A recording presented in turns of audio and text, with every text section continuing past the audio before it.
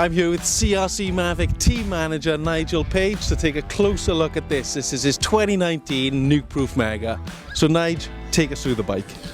Yeah, this is a standard 2019 290 Mega frame. Got the full XX1 Bling SRAM 12-speed Eagle setup on there that's flawless, you know, gets you up all the hills. I run a 32 chainring on the front because I'm getting old, so that just dropping it down a couple of teeth on the front there gets me up them steeper climbs. But yeah, the Eagle stuff's amazing. I don't know how we got away with it before it came out. I've got a 170 Lyric on the front. You know, it's got a 150mm rear end. I like the extra 10mm over the 160 fork. Just when you drop into the steep terrain, it just gives you that bit more support and a bit of stability, I think. Slackens the head angle out 1/2 degree. It's standard with a 66 head angle on the 29er, so this will be about a 65.5 degree head angle, which I like. At the moment I'm running the Mavic XA Pro wheels. They're a little bit lighter wheel set than the D-Max Pros, and they're great for 99% of riding. You know, if I was racing a really, you know, sort of rough, rocky EWS, I'd probably throw the D-Max Pros on there, just a little bit wider rim, less chance of rolling a tyre. But these wheels have been fine for me. I've had them on since last year, and there's hardly a buckle in there. And you've ridden 2 rounds of the EWS already. Is that what you've been running for the first 2 rounds? No, actually, this year the first 2 rounds I was riding a 27.5 Mega C, but for the next round in Madeira I'm going to ride the 290. Just see how I'm going to really compare the bikes and see what it is. There's obviously a big thing at the moment. EWS has a lot of people on 29ers, not as many 27.5s this year, so just want to see what the difference is really. I like both bikes. Keelan prefers the 29er because he's a big guy, and he's quite a heavy guy as well, strong for enduro, but it just suits his style because he's so big. Sam's so balanced on his bike. He makes more of his time up racing through the corners, and obviously a 27.5 bike feels faster and probably is faster through tight, steep corners. But Sam's definitely going to give a 29er a go, sort of when he's riding his home trails, and then he'll just decide which one's for the better. Elliot's probably going to stick on 275 because he's not the tallest of riders, and he just likes the playfulness of the 275 bike. What about the tyres? What tyres are you running on this bike? Okay, so at the moment I've got a set of Michelin Wild Enduros. I've got the Wild Enduro front on the front and the Wild Enduro rear on the rear. It's a really good combo for probably 90% of riding, but sometimes if it's loose and real sort of downhilly type terrain, we sometimes run 2 Wild Enduro fronts. The Wild Enduro front just has a better braking edge for the real steep tracks, but obviously you lose out a little bit on the rolling resistance because the rear tyre's designed so it rolls a bit faster. Then sometimes we'll put the DH22 tyre on if the tracks are super demanding, and we'd use that on the more steeper, rougher tracks where you're more likely to get a pinch flat, because they've got the full downhill casing on those tyres. And have you had to revert to the mud tyres yet this season?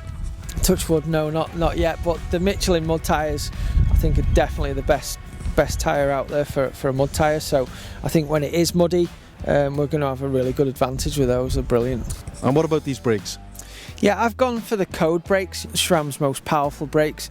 They're a downhill brake, but the tracks are so steep in a lot of the EWSs. I think it's better to be safe than sorry. A lot of the time I've run Guide Ultimates, and there's no real issues with them. It's just the Codes have got that little bit extra bite.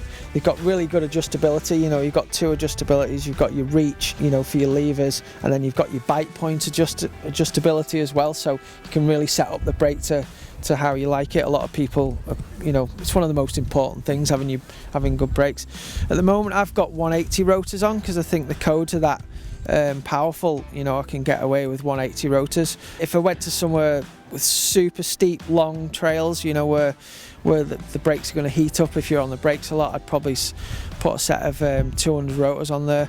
But yeah, the brakes are brilliant. Okay, so onto this seat post. That looks like a bit of a long seat post for a medium frame. Yeah, I'm not the tallest of guys, as we can see, stood next to you, but I've got long legs, so I run a 170 dropper on the medium frame, which probably isn't a normal thing for somebody who rides a medium. Sam and Elliot run a 150 drop on their bikes. Keelan's on a 170, but he rides a large frame. But I just like that 170 drop, so that for pedalling up the hills, I've got the right height for my legs, but then I like the seat to be pretty low when you drop into the steep stuff, so I prefer the 170. I've got a 50mm blue anodised Nukeproof stem on there. I've got the 25mm drop Samil handlebars. I've cut these down to 770. This 780 is standard, but I've just cut them down to 770.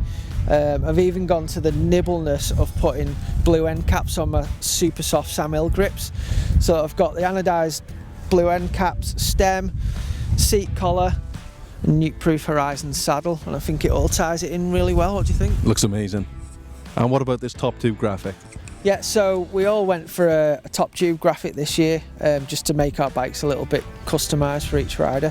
And when I was a kid growing up, I used to wait for BMX Plus to come out every month. That was the magazine that I really liked to ride in, and every month they had a cartoon in there called Radical Rick, and I used to go to that page straight away as soon as the mag come out, and so I got a custom Radical Rick sticker on there to remind me of the 80s, my era, which I'm still stuck in lots of ways, but yeah, I just like that little feature on my bike. It's awesome.